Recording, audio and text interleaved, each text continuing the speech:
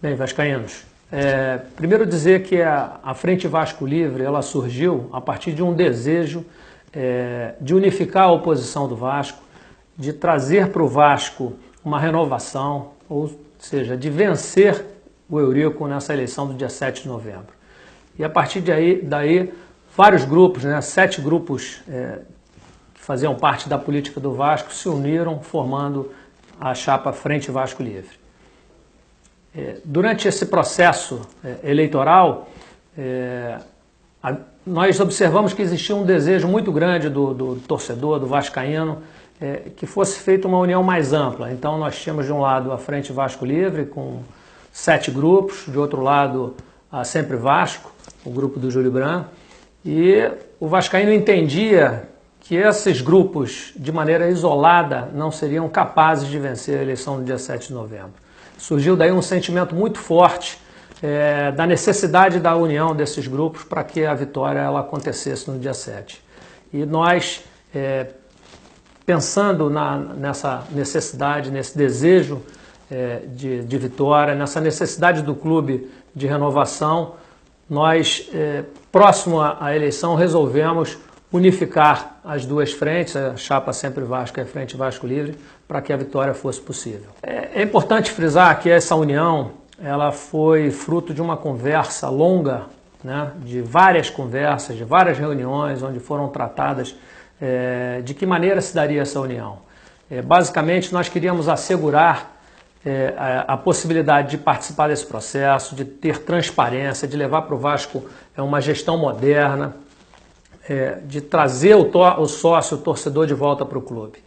Então, decidimos fazer uma gestão compartilhada, uma gestão em que houvesse paridade entre os grupos, que as decisões fossem tomadas sempre a partir de discussões entre os grupos, que houvesse um comitê gestor capaz de tomar essas decisões.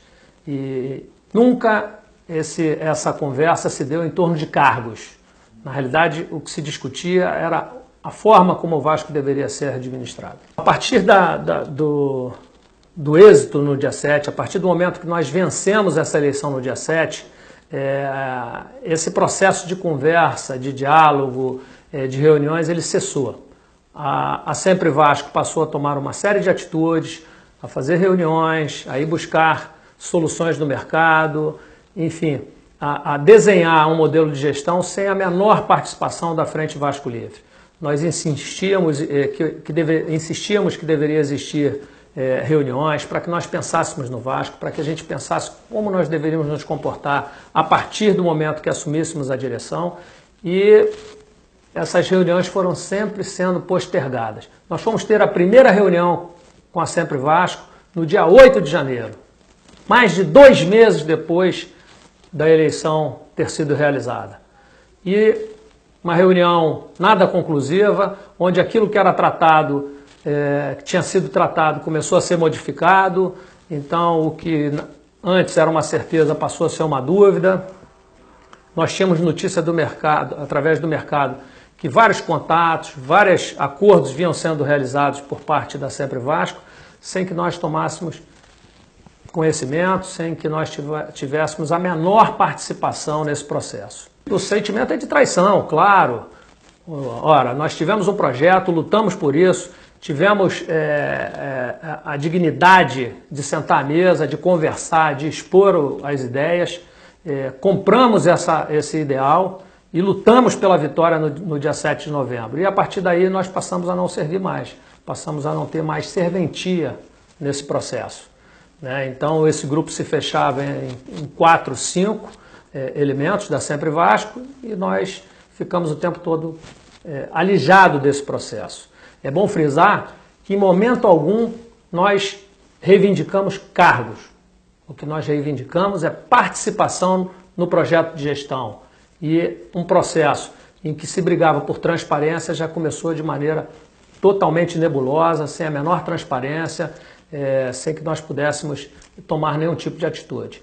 E aí, a partir daí, alguns grupos que compunham a Frente Vasco Livre se reuniram e decidiram por não participar dessa gestão, dos cargos executivos. decidiram permanecer apenas nos cargos eletivos. E quando a gente diz cargo eletivo, são o Conselho Deliberativo, o Conselho Fiscal e a presidência administrativa do clube. Eu quero declarar aos vascaínos que eu não serei vice-presidente da diretoria administrativa do clube, mas quero garantir para o vascaíno que o propósito de trazer a transformação, de trazer a mudança para o clube, ele está mantido. Em hipótese alguma, retrocederemos nesse princípio e nesse ideal.